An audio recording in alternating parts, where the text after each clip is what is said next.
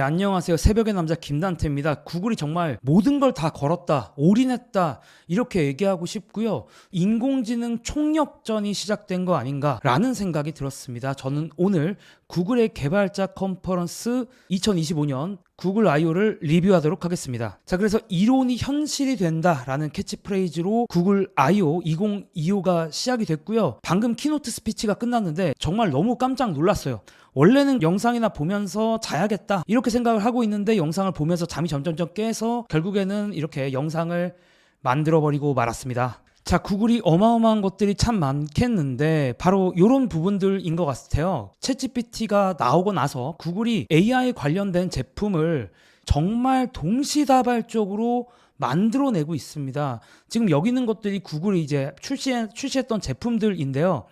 지금 하나하나 그냥 한 줄로만 쓰기에는 정말 어마어마한 것들이었고, 예를 들면 알파폴드 이런 거는 노벨상을 결국에 받게 만들었던 그런 제품이거든요. 그리고 여기 나왔던 배우 이런 거는 이제 영상과 관련된 건데 엄청난 퍼포먼스를 보이면서 사람들 다 깜짝 놀랐습니다. 자, 그리고 노트북 LM이 나왔는데 노트북 LM이 얼마 전에 한글 버전이 드디어 출시가 됐죠. 지금 뭐 뒤집어졌죠. 주식 커뮤니티, 리서치하는 커뮤니티 노트북 LM의 한글 버전을 보면서 뒤집어졌습니다. 그리고 또 딥리서치, 제가 하루에 딥리서치 10개씩 하고 있어요. 챗GPT보다도 제가 보기에는 제미나이 딥리서치가 기능이 더 좋거든요. 그래서 우리가 사실 챗GPT만 얘기하고 있지만 구글이 어마어마한 제품을 정말 어마어마한 페이스로 만들어내고 있다는 거를 이 슬라이드에서 한 번 더 확인할 수가 있었고요. 자, 이번에 또 구글 제미나이 2.5 프로랑 구글의 제미나이 2.5 플래시 모델, 이것들이 조금 더 향상된 게 발표가 됐는데, 이게 또 보니까 다른 챗봇들이랑 비교해서 이렇게 점수가 나오는데 정말 놀라웠던 건 뭐 제미나이 2.5 프로가 1등한 거 뭐 이건 그렇다 칩시다. 지금까지 현존하는 AI 모델 중에 1등인 거 오케이. 근데 제미나이 2.5 플래시라고 해서,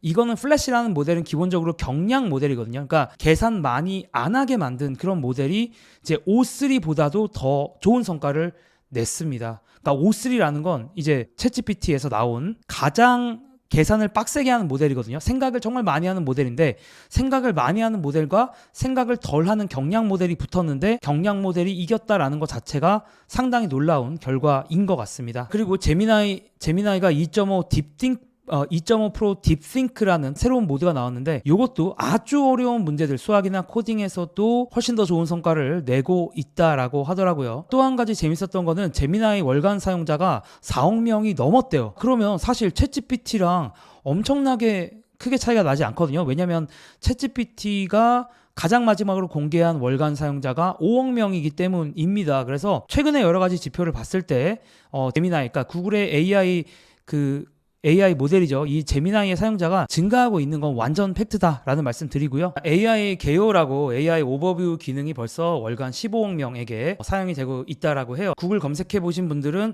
바로 알 겁니다. 이 AI 오버뷰가 제가 질문을 집어넣으면 그 질문에 대해서 AI가 바로 답변을 해주는, 그러니까 웹사이트를 보여주는 게 아니라 AI가 바로 짧은 답변을 해주는 거를 이제 AI 오버뷰 기능이라고 하는데, 이걸 벌써 월간 15억 명에게 공급을 하고 있고, 이것은 지금까지 나온 생성형 AI 제품 중에 가장 많은 사람들에게 도달되는 제품이다라고 자랑을 하고 있습니다. 자, 그리고 또 하나 놀라웠던 거, 구글 미트라고 여러분들 써보셨는지 모르겠는데 이제 구글이 만든 영상 채팅 서비스입니다. 근데 이제 영상 채팅 서비스에서 영어랑 스페인어가 실시간 번역이 된다라고 합니다. 야, 이거 데모를 보여주는데 어마어마하더라고요. 영어랑 스페인어를 서로 이제 말이 안 통하는 두 나라의 사람들이 실시간으로 대화를 하는 모습을 보여줬는데, 야, 이거 진짜 언어의 장벽이 점점점 무너지고 있다라는 생각 들었고요. 그리고 제미나이가 이제 에이전트 모드라는 게 생겼는데, 이 에이전트 모드라는 게 뭐냐면, 에이전트가 뭐 하는 사람, 뭡니까? 에이전트가 대신 매니저, 그러니까 내가 귀찮은 일을 대신해주는 사람을 이제 우리가 에이전트라고 하는데, 이 에이전트 모드에서는 뭐라고 했냐면 어떤 다양한 조건을 만족시키는 새로운 아파트를 찾아줘, 이런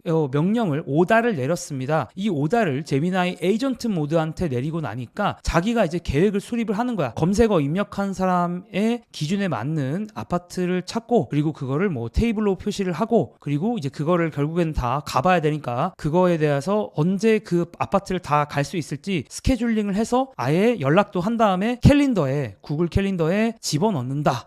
요렇게까지 다 한다라고 하고요. 그래서 뭐 진로우라고 우리나라에서 뭐 우리나라로 치면 직방이라고 할까요? 네이버 부동산 같은 거, 그러니까 부동산 정보 올려놓은 사이트를 지가 들어가가지고 막 다 찾아가지고 어떤 아파트가 이제 있는지를 싹 다 검색해가지고 나를 위한 투어 스케줄링까지 다 해서 구글 캘린더에 집어넣는 것까지 다 합니다. 그러니까 정말 어마어마한 것들을 이제 한 방에 해주는 걸 집어넣었다라고 생각을 하시면 되고요. 자, 이건 아직 나온 건 아닙니다. 그냥 커밍 순으로 끝났고, 그리고 그 외에 또 재밌었던 게 퍼스널 컨텍스트를 활용하는 게 있었어요. 그러니까 퍼스널 컨텍스트라는 게 이제 나의 개인적인 어떤 정보들이죠. 여기서 개인정보라는 거는 나의 허락을 받아서, 그러니까 이 정보를 쓸 때는 허락을 명시적으로 받고요. 근데 이제 구글 앱들, 구글 앱이라는 게 뭡니까? 뭐 사진이라든가 지메일이라든가 구글 문서 있죠. 구글 닥스라고 불리는 뭐 스프레드시트도 있고 구글 파워포인트 같은 것도 있는데, 그런 것들에서 다 데이터를 쪽쪽쪽 뽑아서 저에게 더 좋은 답변을 주기 위해서 활용을 한다라는 겁니다. 그래서 예를 들면 personalized smart replies가 가능한데, 이건 뭐냐면 어떤 이메일 질문이 왔을 때 아주 개인화된 스마트한 답변을 손쉽게 보낼 수 있다라는 거예요. 예를 들면 이제 펠릭스 마르티네즈라는 분이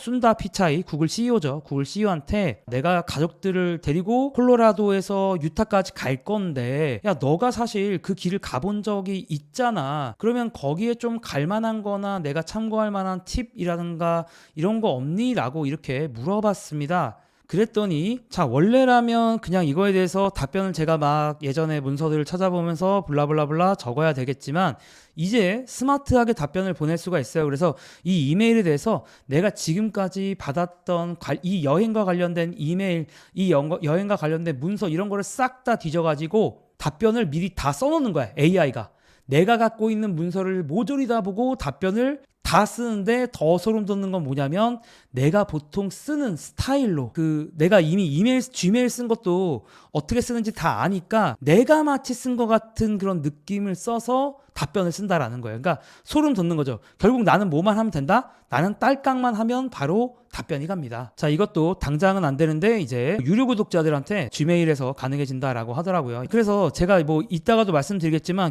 구글의 힘이 유저들이 지금까지 쌓아놓은 수많은 데이터다. 이런 개인화된 거를 챗GPT가 하기가 확실히 한계가 있거든요. 분명히 한계가 있지 않나라는 생각을 저는 좀 가지고 있고, 구글만이 갖고 있는 엄청난 해자다라는 생각을 했어요. 자, 그 외에 그리고 구글이 이제 데미스 하사비스라고 구글 딥마인드의 CEO죠. 구글의 AI를 총괄한 분인데, 이제 구글이 지금까지 어마어마한 것들을, 어떤 것들을 연도별로 출시했는지 막 보여주다가, 자 이제 우리가 다음으로 보여줄 건 바로 월드 모델이다. 월드 모델이란 건 뭐냐? 세상을 이해하고 시뮬레이션 할 수 있는 궁극의 인공지능 모델을 이제 우리가 가고 있다, 그거 만들고 있다 라고 발표를 했어요. 진짜 이 세상을 정말 시뮬레이션 하는 그런 인공지능 모델을 만든다라고 했는데, 그 말을 들으면서 우리가 지금 살고 있는 세상이 혹시 그 시뮬레이션 한 모델 중에 하나가 아닌가? 라는 생각이 저는 좀 들더라고요. 혹시 시뮬레이션 안에 살고 있는 거 아닌가? 왜 이렇게 뭔가 공교롭게도 어떤 숫자들이 이렇게 딱딱딱 짜맞춰지지? 라는 그런 생각 여러분들 해보지 않으셨습니까? 우리 어쩌면 시뮬레이션에 사는 걸지도 모르겠습니다.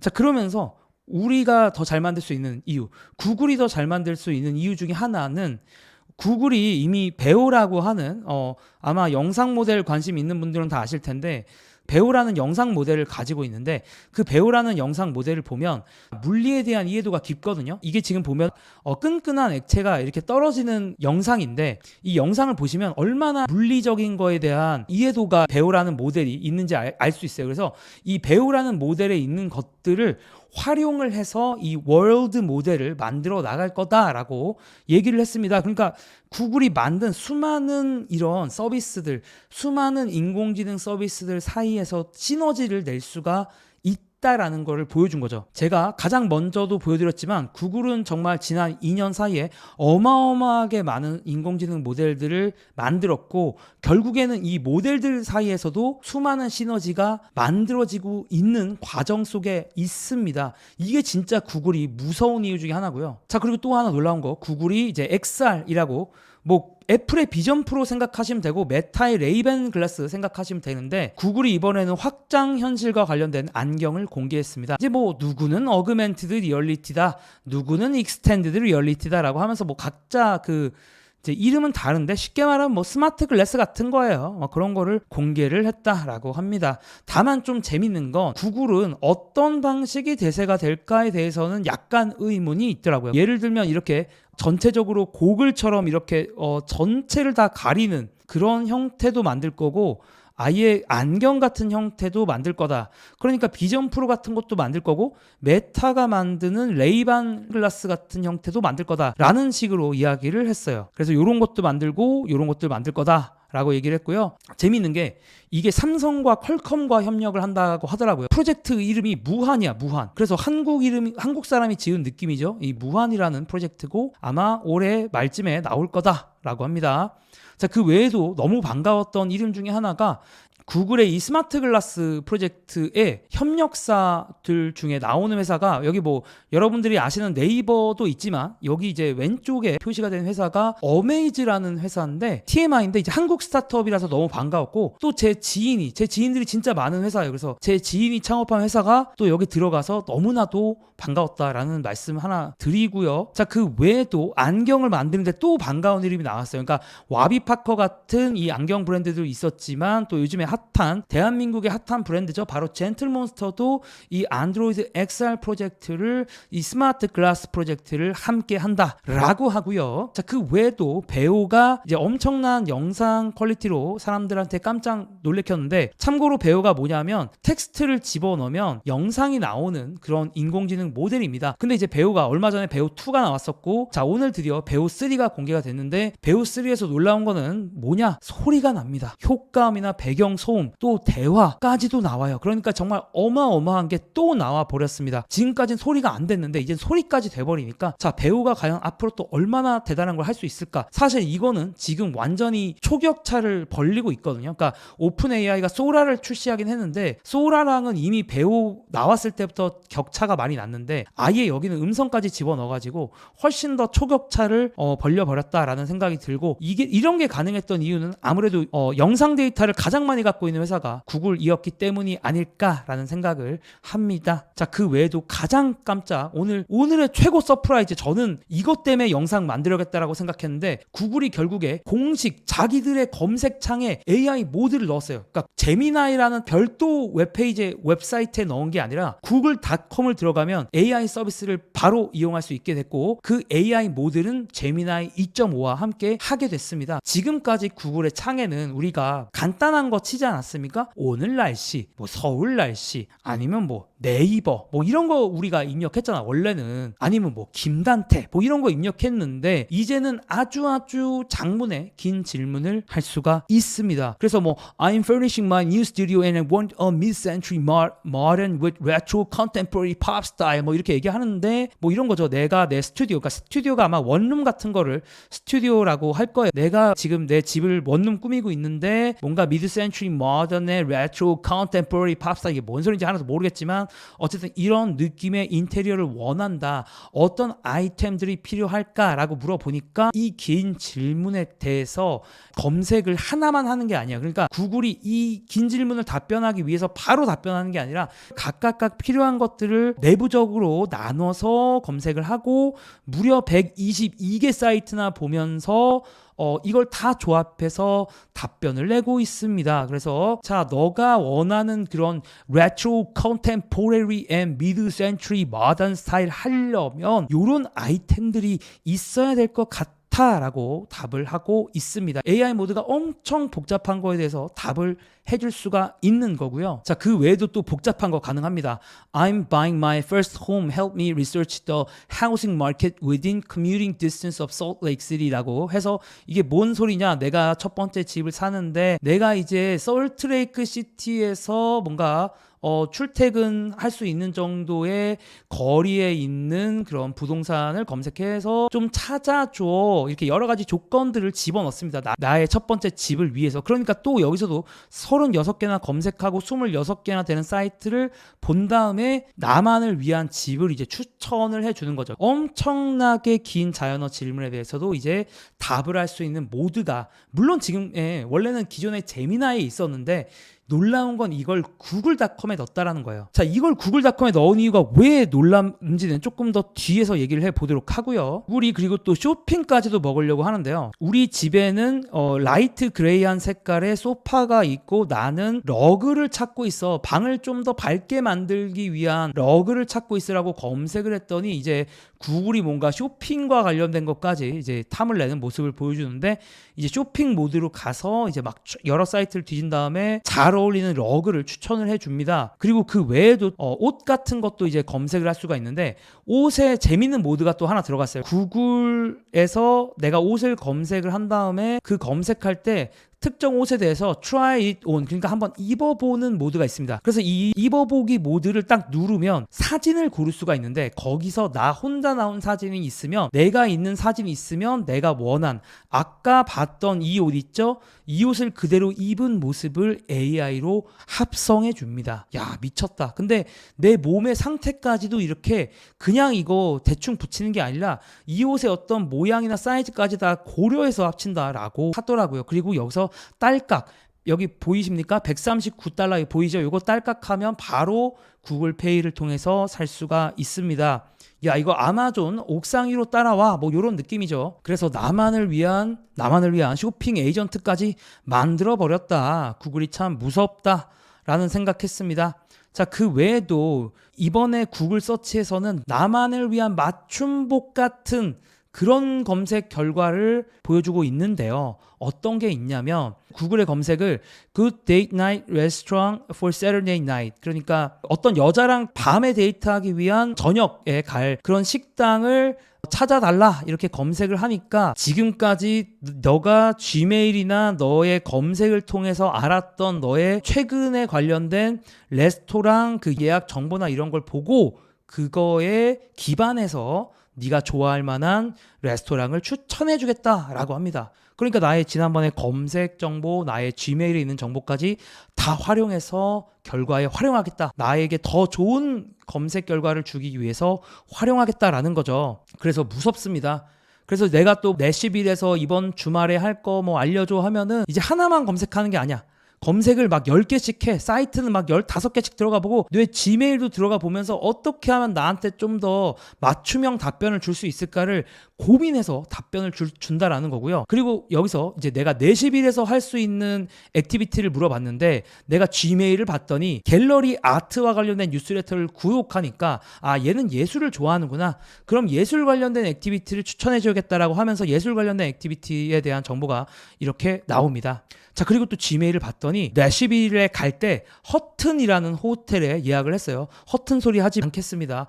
바로 얘기를 하면 어쨌든 허튼 호텔을 예약을 했는데, 이 지메일에 있었던 예약 정보에 따라서 허튼 호텔과 가까이서 할 수 있는 액티비티를 또 추천을 해줍니다. 나한테 맞춤형 답변이다 라고 할 수 있겠죠. 자, 이 페이지가 저는 정말 중요하다고 생각하는데, 저는 오늘 구글이 정말 큰 결심을 했다라고 생각해요. 지금까지 구글의 인공지능과 관련된 거는 제미나이에서 대부분 했는데, 제미나이에서 꽤나 컴퓨팅 파워가 많이 드는 일들을, 컴퓨터 자원을 많이 잡아먹는 그런 일들을 결국에 구글의 검색창으로 갖고 왔다라는 거예요. 이게 진짜 큰 사건입니다. 왜냐하면 이게 비용이 어마어마하게 들거든요. 구글 입장에서도 이런 것들을 다 처리하기 위해서 비용이 어마어마하게 드는데, 이걸 어느 정도 비용 처리할 수 있는 자신이 있는 거죠. 구글 입장에서는 이걸 무료로 해도 내가 문제가 없겠다, 이런 생각이 든 것 같습니다. 물론 이제 이따가도 말씀드리겠지만 일부 좀 컴퓨팅이 많이 드는 거에 대해서는 이제 유료로 하긴 하는데, 어쨌든 대부분의 오늘 발표드린 것들을 무료로 가능하다라는 게 진짜 포인트인 것 같고요. 제가 말씀은 안 드렸지만 구글이 또 다음 세대 반도체,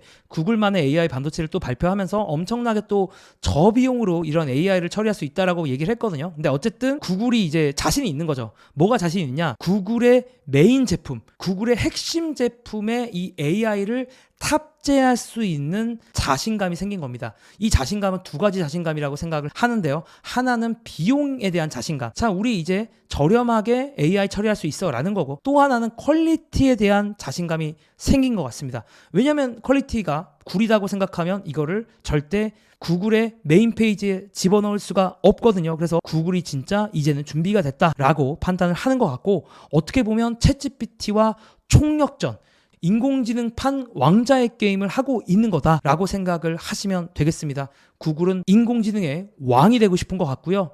자, 근데 이 싸움에서 구글이 저는 망할 거다라는 생각이 들진 않았어요. 구글이 챗GPT를 이길 수 있겠느냐라는 질문에 대해서는 저도 지금은 약간의 물음표가 있는데, 적어도 구글은 절대 망할 수는 없겠다. 구글은 1위는 못해도 2위는 되겠다라는 생각은 들었습니다. 최소 2위는 된다라는 생각이 들은 게, 이번 발표를 통해서 저는 구글이 갖고 있는 그 수많은 데이터가 갖고 있는 엄청난 힘을 보았습니다. 자, 구글이 갖고 있는 수많은 데이터, 구글 포토, 지메일. 이 지메일이 뭐가 들어있습니까? 수많은 정보가 들어있죠. 내가 어떤 레스토랑에 예약을 했네, 내가 어떤 곳에 비행기 티켓을 샀네, 이런 것들 다 들어있죠. 그리고 뭐 구글 안드로이드도 갖고 있죠. 그리고 구글이 캘린더도 있죠. 구글 지도도 있죠. 구글 문서도 있죠. 구글 문서도 스프레드시트도 있고, 그리고 검색 기록도 있고. 그러니까 구글이 갖고 있는 이 수많은 데이터를 통해서 나를 위한 맞춤형 답변, 더 좋은 유저 경험, 이건 챗GPT도 못하는 거잖아. 이걸 할 수 있다는 거고, 또 구글이 개발팀이 워낙 많다 보니까 정말 뾰족한 인공지능 모델들을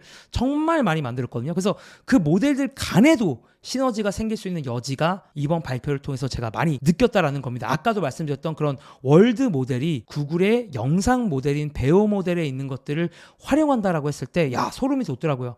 구글은 이런 걸 할 수 있겠구나라는 생각을 했습니다. 구글의 새로운 요금제가 나왔는데, 제가 느끼기에는 돈 벌려고 이걸 요금제를 만들었다기보다 모든 사람들한테 이거를 다 제공해 줄 수 없으니까 이런 요금제를 만든 게 아닐까라는 생각을 저는 조금 개인적으로 하긴 했고요. 자, 얼마 전에 또 구글의 창업자 세르게이 브린이 인터뷰를 했는데 여전히 코딩을 하고 있다라고 합니다. AI가 바뀌는, 만들어내는 이 미래에 대해서 여전히 흥분되고 재밌다라는 인터뷰를 해서 저도 너무 인상적이었는데, 코딩하는 창업자가 여전히 존재하는 구글이라는 회사, 확실히 또 기대가 되지 않나라는 생각을 좀 해봤고요. 그럼에도 불구하고 오늘 주가는 떨어졌습니다. 근데 제가 이런 발표 이런 것들을 보통 팔로우업을 해보면 보통 별 얘기가 없으면 떨어지더라고요. 그래서 뭐 그런 거를 반영한 게 아닌가. 이제 주식 투자자들은 큰 인상 깊지 않았다 해석을 하면 될 것 같은데, 개인적으로는 이렇게 떨어질 발표라기보다는 오히려 상승했어야 되는 발표라고 저는 생각을 했고요. 저는 투자와 관련된 블로그를 쓰고 있고요. 또 투자와 관련된 인스타그램도 하고 있으니까 궁금하신 분들은 고정 댓글에서 확인하시면 좋겠습니다. 그럼 저는 또 돌아오도록 하겠습니다. 감사합니다.